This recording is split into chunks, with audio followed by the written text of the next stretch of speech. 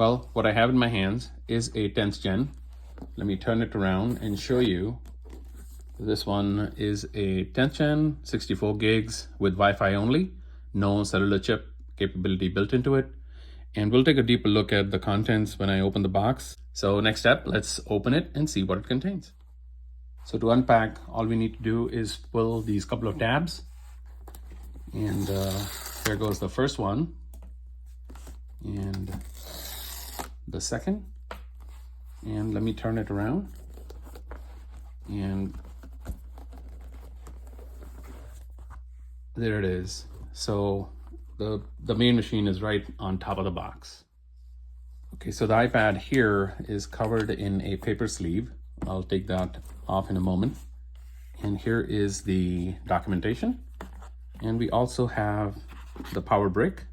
This is a USB-C iPad, mind you, and no longer Lightning. And here's the power cord. And you can see at both ends, it's the USB-C. And what I also noticed is that these cords are now braided. I think Apple is increasingly creating braided cords instead of those white plasticky rubbery power cords, which tended to disintegrate over a few years. I always had that problem, but I like that these are braided. So anyway, that's really what comes out of the box.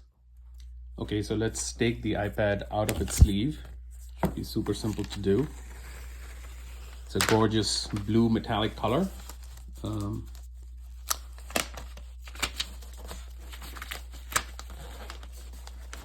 It's a pretty thin design too. Let me put the paper sleeve aside. Okay, so let's take a quick look at the physical features of this iPad. So at the top, you can see there is your rear-facing camera. You have a little microphone.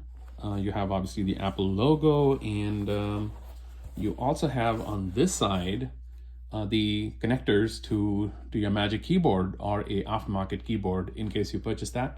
So those are the connectors for that. At the bottom here, you'll notice your USB-C power cable that attaches right here. You have the speakers, there are a couple of them.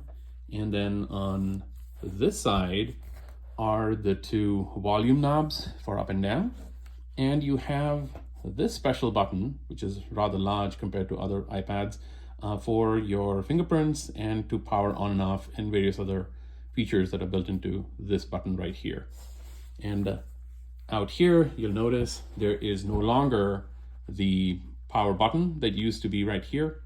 And the other thing to also mention is that this iPad, fortunately, has the camera, the front-facing camera built right on top over here, which gives you a much natural viewing angle versus being on this side right here, which gave you that awkward side-facing experience. So I'm so glad Apple made that design change. And so now the cameras are built right up here for a natural landscape, FaceTiming or things of that nature. So this iPad 10th gen was introduced by Apple back in 2022. And matter of fact, going into 25, it's still being offered by Apple. In fact, Apple is still selling their 9th generation iPad, which I find interesting. And I think it's part of a broader marketing strategy or a selling strategy by Apple. They have this price ladder that they want the customer to climb, and they offer you something at each step of the ladder, right? So you get the 9th gen, you get a little bit of functionality. There is a compelling offer there. But you start thinking to yourself, if I put in a little bit more money, I get X and Y features, and you climb that next level on. So I think this 10th gen iPad is a step in that ladder towards the iPad Pro, which is their top of the line.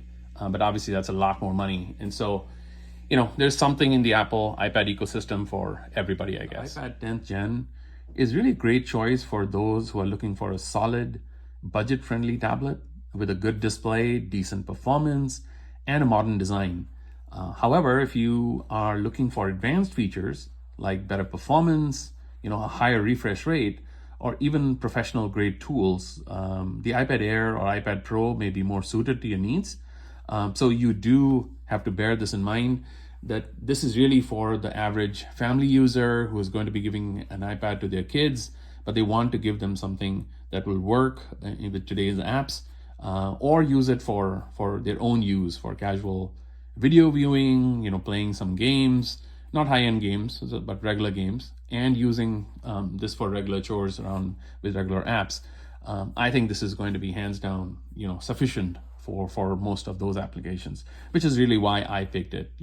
So if that is the kind of use case you have in mind, you can feel confident in picking up this iPad 10th Gen. I think 64 gig should not be that big an issue. I think it's plenty of space for loading normal apps and not heavy duty apps like big games with a lot of footprint.